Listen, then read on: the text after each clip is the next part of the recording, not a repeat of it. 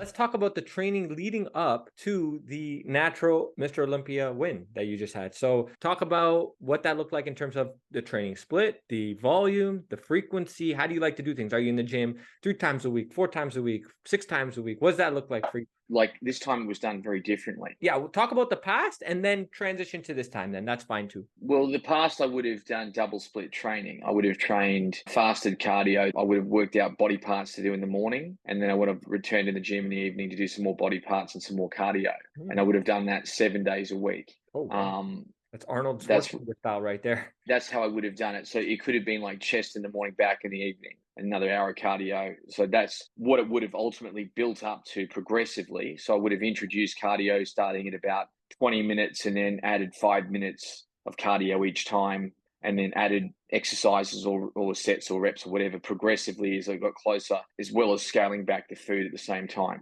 That's what it would have been like. This time around, it was way different. It was like, so probably for the last 3 years, I got rid of, I don't eat meat. So I stopped eating. For about 3 years, I haven't eaten any meat or seafood.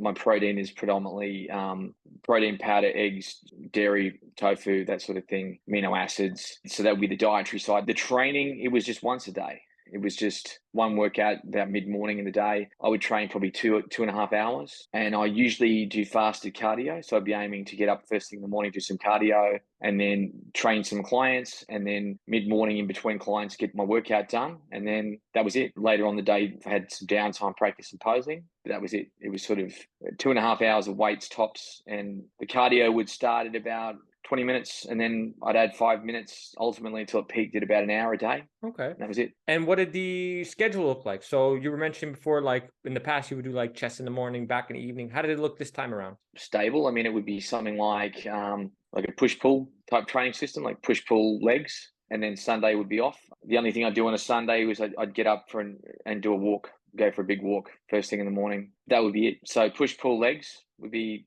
consistently what I would do. Usually I work on about 3 to 4 working sets on each exercise. And, for instance, chest, I pick like 4 exercises, back 4 to 5 exercises, and so forth. So some workouts would have anything from 8 to 10 exercises to get done in a session maximum. So like on day one, if you're talking about push pull legs, it would have been like chest, shoulders, triceps, day one, day two, back, biceps, and then day three, the full lower half. Yeah, exactly. And I would put abs in with legs. Abs would be twice a week as well. Because you repeated that cycle again, because you're training 6 days a week with weights, 2.5 hours, lots of volume, relatively speaking, from some of the other competitors I've had on. You mentioned 3 to 4 working sets per exercise, about 8 to 10 exercises, right? Are you repeating the same workout the second cycle in the same week, or is that looking different? Like, is it different exercises, different rep range, different intensity?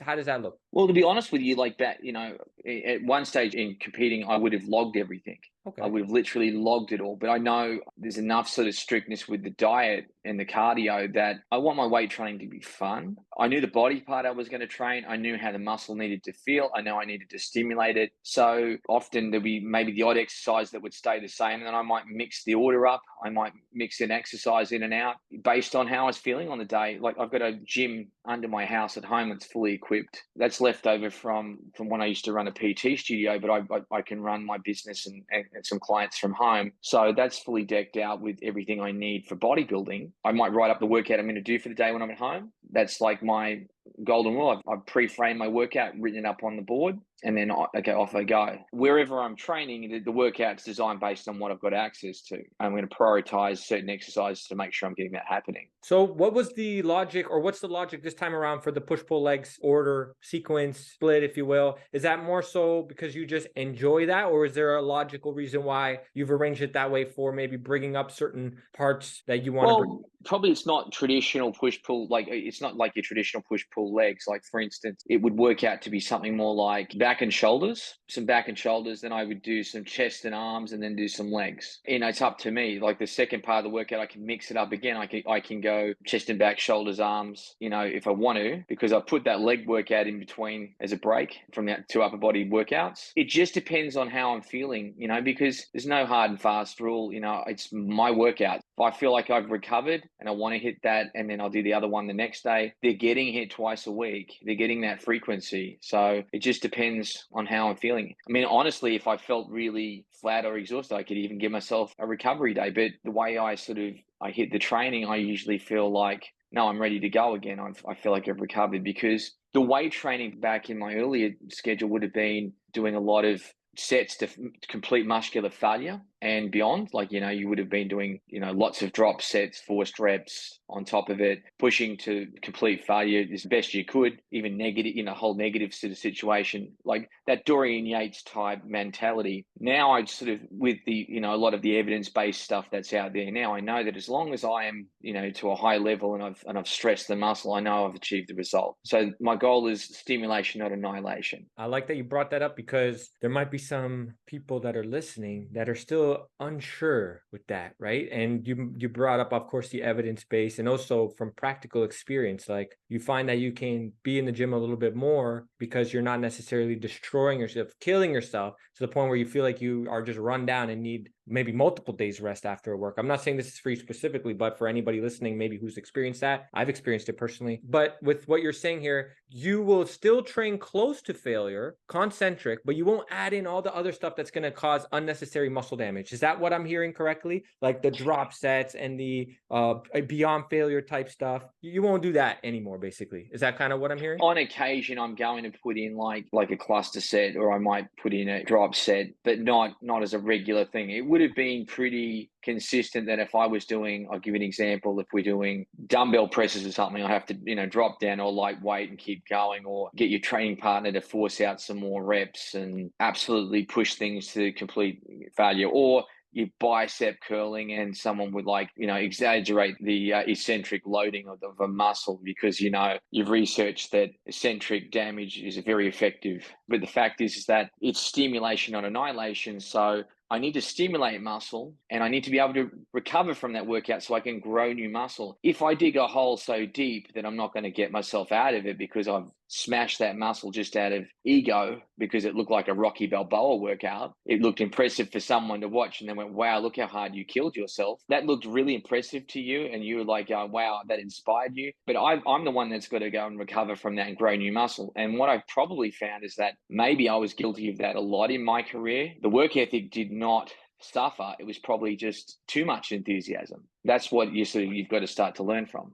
6 years ago, I think I was hanging on too tight. I thought that, okay, if I've got some time up my sleeve, I should be doing some more training. There's an opportunity to do another workout. That was sort of the mindset. Now it's sort of like, well, get in the gym, compartmentalize, do a really good workout, really focus on what your job is at the time, and then put your focus into other aspects of your life, like your business, your family, other aspects. Because at the end of the day, as much as we do what we do, it's this is our passion, this is our hobby. You got to strike a balance. And the fact that you're doing 2.5 hours a day is still dedication. Like you're carving out that amount of time. And when you look at the whole day, people will just sit in front of the TV for 2.5 hours. So it's like, you could argue that it's not that much time, right? And then you have another group that might argue, well, that's so much time. It's all a matter of priorities and preference, and also what you enjoy too, right? So when we're talking about competitive bodybuilding, like at the professional level, I think that's understandable, the 2 to 2.5 hours, right? Now, whether it's required or not to reach a goal, that could be argued, right? Like, and this is what I want to get your opinion on, because you have a group of professional natural bodybuilders training like 3-4 times a week, right? And they're doing maybe an hour and a half to 2 hours a day. Do you think these people could be leaving potential growth on the table? Or do you think the reason for you training that much is also for your mental health? Like you just enjoy training that much versus, oh, I think this is actually required to achieve my level of conditioning, or physique. Conditioning is the wrong word. Level of development. That's maybe better, because it's all relative to how you train, how you execute the exercises, all that good stuff, of course. But what's your thoughts on this? Well, here's the thing: is that I've been at this for over 30 years.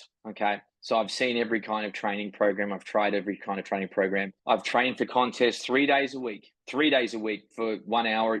So I've done abbreviated high intensity training based off like Arthur Jones, Mike Menzer, blah, blah, blah. That was intense when you did it, but it wasn't the volume for me. I lost size.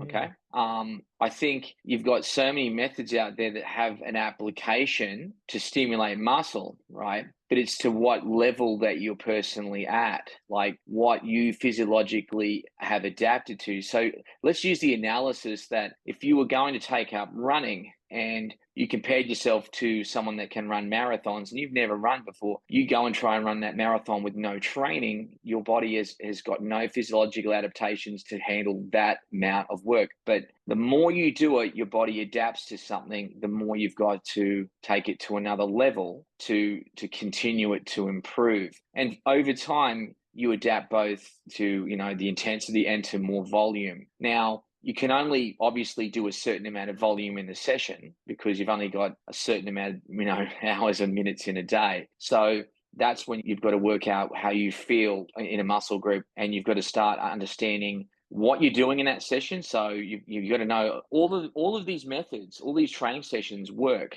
It's going to be based on your training age to how much of it you can actually do to yourself and what level you can work at. So my advice to someone start at the minimum and then building it to progressively to a volume that your body can handle. Honestly, if you can get away with the minimal amount of training to stimulate muscle growth, wow, awesome, do it.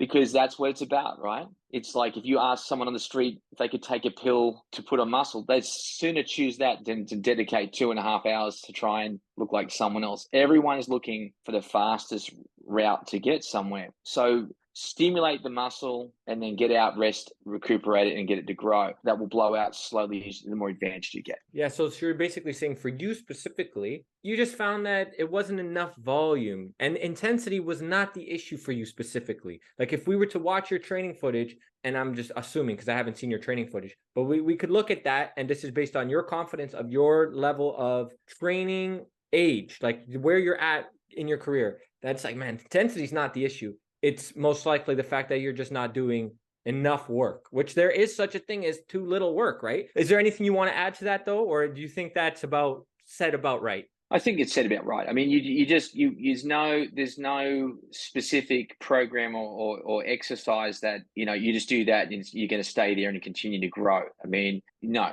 not at all. As I said to you, you adapt to it. In time, your body adapts to it. Your body knows what's coming. You're going to do that bench press again. You're going to do it in that same order that you've been doing it, and it knows what's coming, and there you go. But then all of a sudden, instead of this time now, you've mixed it up. Now you're doing flies beforehand, and it's going, wow, I wasn't expecting that. So, you've added a different level of stimuli to the muscle. And that's also part of the reason why you switch up things, not only from an enjoyment standpoint, but also you feel that it's more beneficial as far as development is concerned. Because I know there's another gentleman, Mark Oakes. If you've been listening to the podcast, you know who Mark Oakes is. WNBF lightweight world champion at one point in his career. Also switches the order. He never repeats that same order. Also, I'm sure that some of that's also preference, but what do you have to say on that? Is that also part of the reason why? Like you just felt that it's more beneficial as far as development as well? I do. I mean, I might have a similar amount of types of exercise I might follow, but you're right. If you really watch what I do, I might say, well, today we're not doing this one. It might be, I'll swap out a squat exercise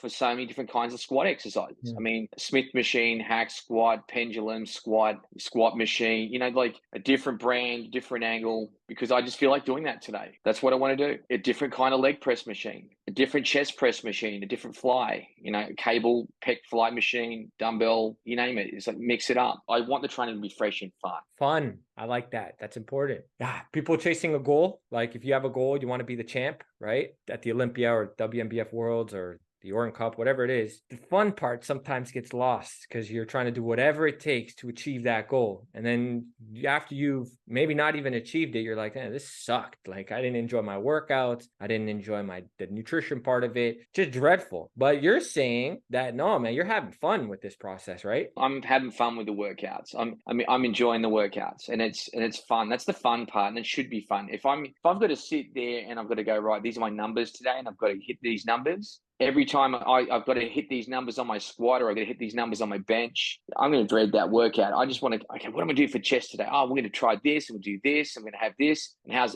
that's feeling great. Let's do more of that. And this is good. I'm really enjoying that today. We'll do a little bit more of that and we'll work into that. You know what I mean? Yeah, having fun with it. I can relate to that a lot. And I think there's probably a lot of people that can relate to that. And if you're going into a workout and you're finding that you've convinced yourself that chasing numbers is fun, okay, but ask yourself honestly. And if it's necessarily required is another story, but to achieve that goal of growth, right? But I think it's worth questioning. And because sometimes I think there's a little bit of that, like you try to sell yourself on something because of what you've been told this is required to reach this goal, right? But I love that perspective. It's fresh. It's something that I think a lot of the listeners need to hear. Who better to give this message off than the champ himself, who just won 2023 Natural Mr. Olympia Open Class, which is no small achievement.